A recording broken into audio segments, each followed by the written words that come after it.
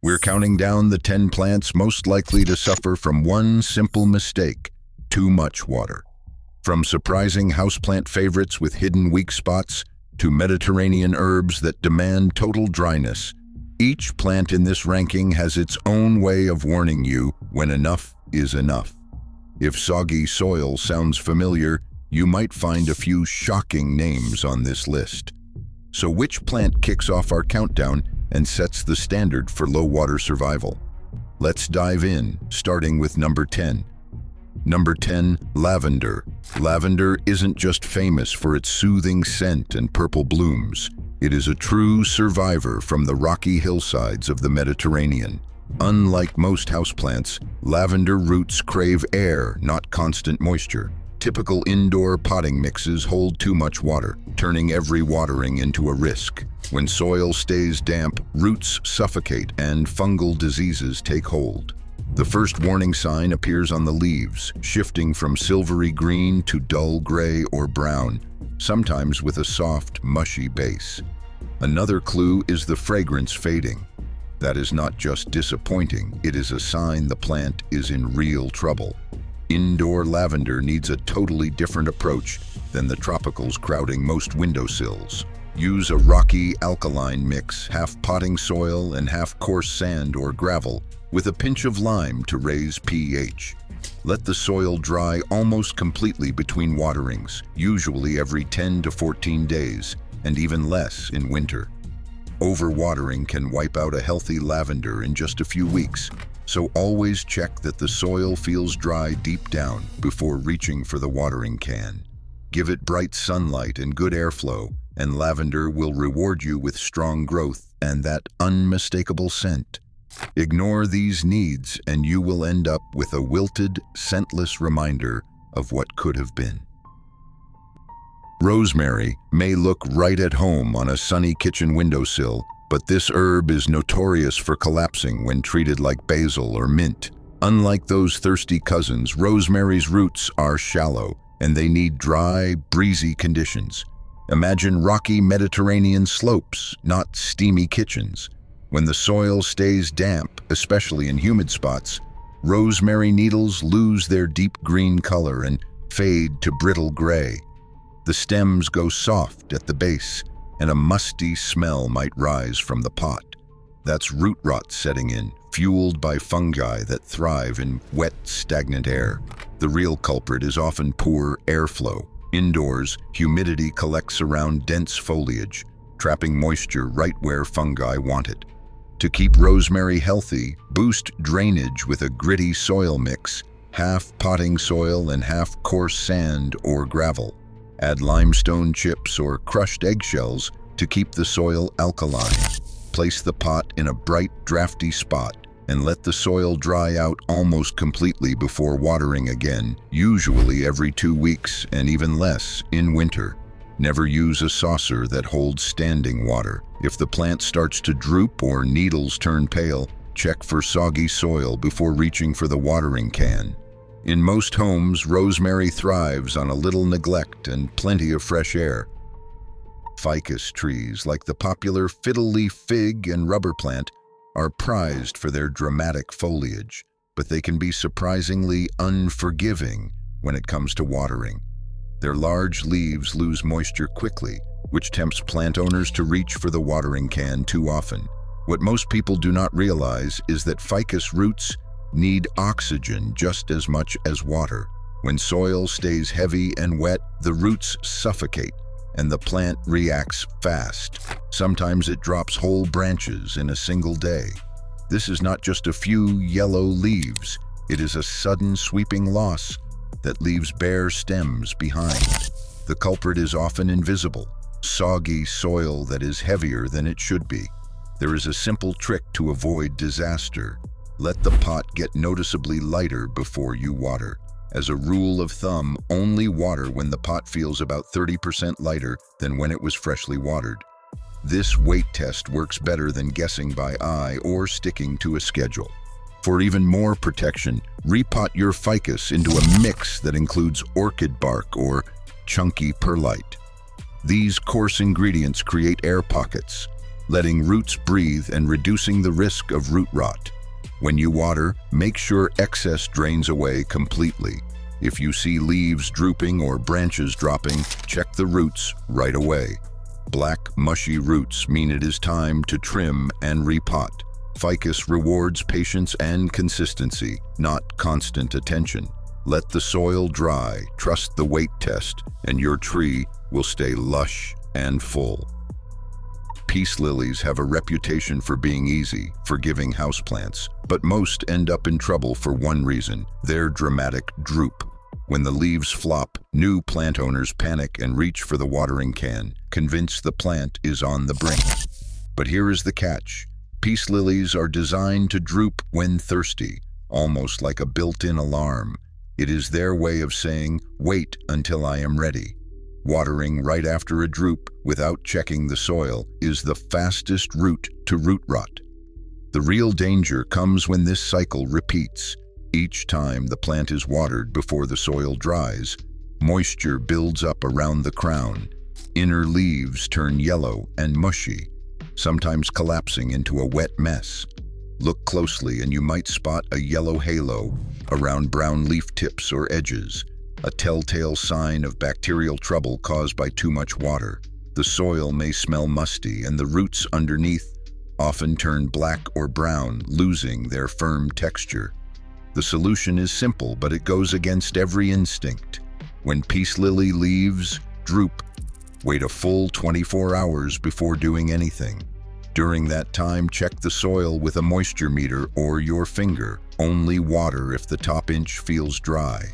If the pot feels heavy, hold off. Pour out any standing water in the saucer. If things have gone too far with yellow, mushy leaves and a soggy crown, unpot the plant, trim away black roots, and let the crown air out for a day before repotting in fresh soil.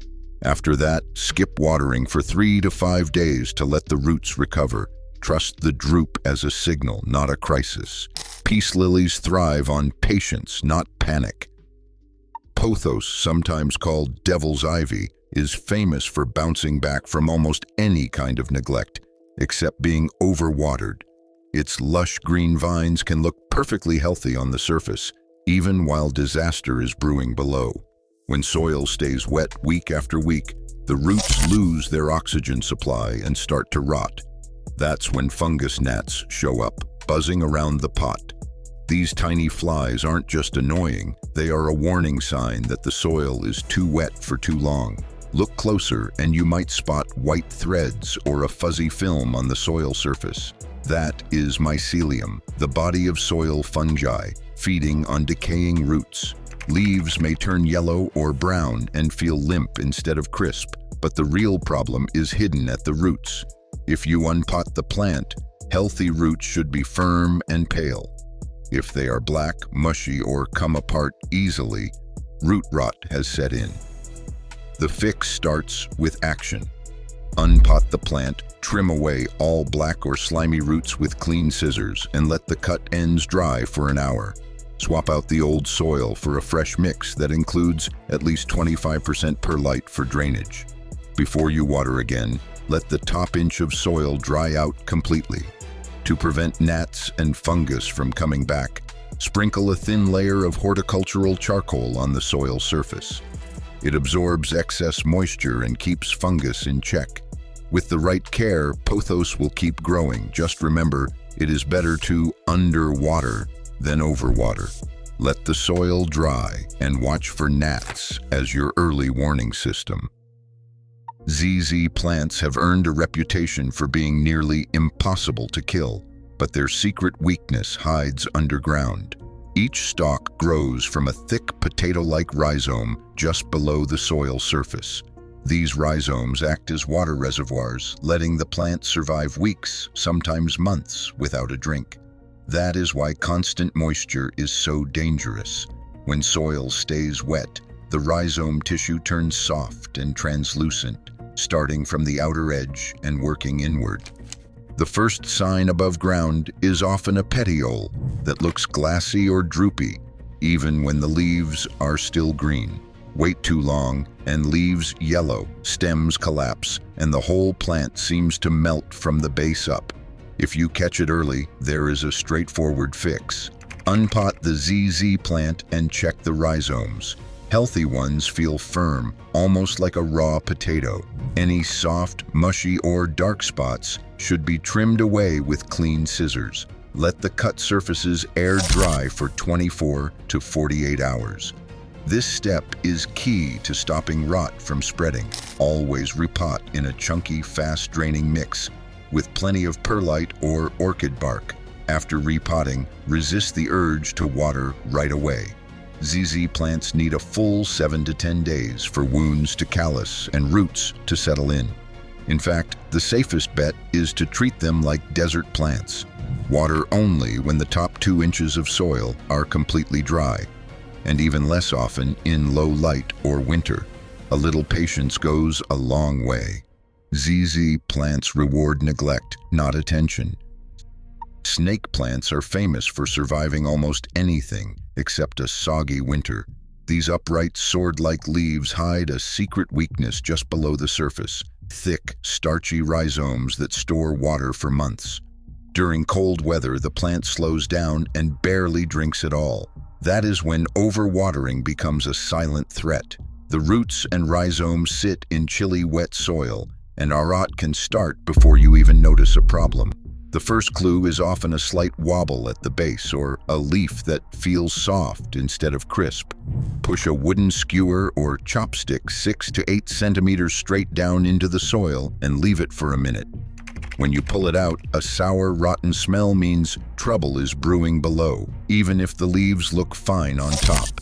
If you catch rot early, there is a rescue plan. Carefully unpot the plant and check the rhizomes. Healthy tissue is firm and white, like a potato. Any soft, mushy, or dark patches need to be trimmed away with clean scissors. Here is the crucial step. Stand the plant upright and let the rhizome air dry for a full 48 hours. This drying time helps seal the wounds and stops rot from spreading. Repot in a sandy, fast-draining mix, half potting soil and half perlite or coarse sand. Hold off on watering for at least 2 weeks, especially in winter. Snake plants thrive when the top 2 to 3 inches of soil are bone dry before every watering. In cold months, that can mean watering only once every 6 to 8 weeks. Trust the probe and your nose. If in doubt, wait it out. The plant's tough looks hide a fragile side, but with the right care, those upright leaves will stay strong for years. Jade plants are often passed down from one generation to the next, with thick, woody stems and plump leaves that look built to last. But beneath that sturdy exterior lies a serious weakness: not soil. When jade roots sit in moisture for even 1 week, fungal attacks can move fast, turning those firm stems soft and black. The first sign is subtle. Perfectly green leaves start dropping off with no warning, leaving bare spots on the branches. If you notice a musty smell rising from the pot, or the base of the stem feels squishy, rot has already taken hold. Unlike other succulents, jade plants do not just wilt, they shed leaves while the stem itself breaks down from the inside out. The danger is especially high for mature plants with thick, woody bases. Fungi target this tissue, and once the rot gets into the main stem, recovery becomes a race against time. That is why a simple soil test makes all the difference. Instead of poking or weighing the pot, pinch a bit of soil between your fingers. If it crumbles apart easily, it is dry enough for water. If it clumps or feels cool and damp, hold off. Jade plants thrive on neglect, not attention. Caught early, a jade plant can be saved. Unpot it and gently brush away all the old, wet soil. Trim any black or mushy roots with clean scissors and let the plant air dry for 48 hours. This drying period is crucial. It lets wounds callus over and stops rot from spreading. Repot in a fast-draining mix, half cactus soil and half pumice or perlite, and wait at least 1 week before watering. The jade's thick stems store enough water to last through drought. Treat it more like a bonsai than a houseplant, and it might outlive you. Overwatering is the real threat. One careless week can undo decades of growth. Aloe vera is often called the perfect beginner plant, but its reputation hides a serious weakness. This desert survivor stores water in its thick, spongy leaves and fleshy roots, so soggy soil is its fastest route to disaster. Overwatering does not just cause slow decline, it can take a healthy aloe from green and upright to mushy and translucent in a matter of days. The first place to check is the crown where the leaves meet at the base.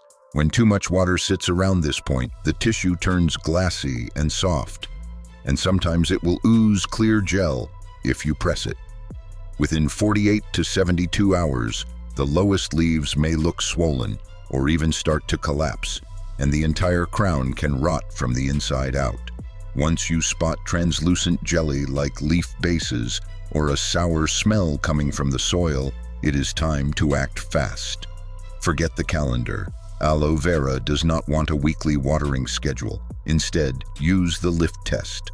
Pick up the pot right after a good soak and remember how heavy it feels. Only water again when the pot is noticeably lighter, sometimes not for 3 or 4 weeks, and even longer in winter. Aloe prefers to dry out completely, with the crown staying dry for at least 60 hours between waterings. If you suspect rot, unpot the plant and trim away any black or mushy roots with clean, sterilized scissors.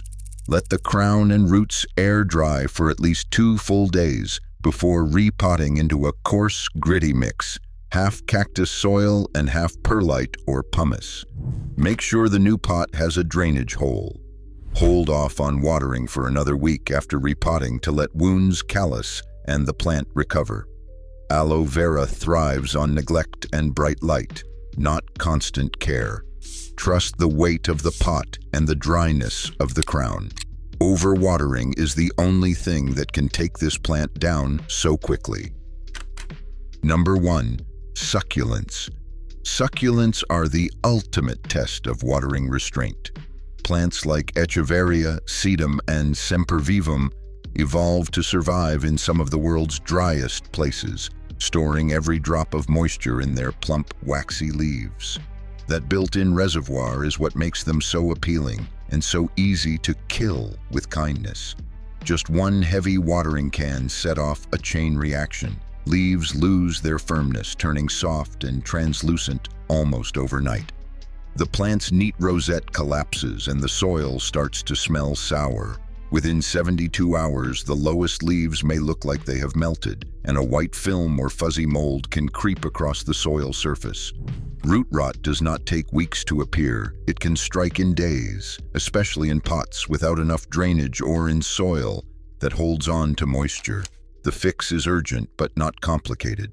First, stop watering completely. Unpot the succulent and check the roots. Healthy roots are firm and white. Any black, brown, or mushy roots need to be trimmed away with clean scissors. Let the plant air dry for at least 48 hours, and if the stem feels soft or the crown is damaged, extend the drying period to 72 hours. This step is non-negotiable. The cut surfaces must callus over before the plant goes back into soil. When it is time to repot, skip standard potting mix. Succulents demand a gritty blend, half cactus soil and half pumice or perlite. This 50-50 ratio creates air pockets and drains water fast, mimicking the rocky ground they love. Always use a pot with drainage holes. Once repotted, wait another week before watering again. And when you do, soak the soil thoroughly. Then let it dry out completely before the next drink. In most homes, that means watering every 2 to 4 weeks, and even less in winter. The poke test is your best friend. If the soil feels even slightly cool or damp 2 inches down, wait. Succulents are not just low water, they are bone-dry plants. If disaster strikes, remember quick action and a gritty mix can save a plant that looks beyond hope. Most importantly, resist the urge to nurture with water. These plants thrive on neglect, and for them, dry is always better than damp. Across all 10 entries, one pattern stands out. Plants evolved for dry, airy soils are far more vulnerable to kindness than neglect. The danger is not forgetting to water. It is watering by habit instead of observing what each plant needs. In the world of houseplants, restraint is survival. Every healthy root system begins with knowing when to hold back. Share your biggest plant care surprise in the comments below.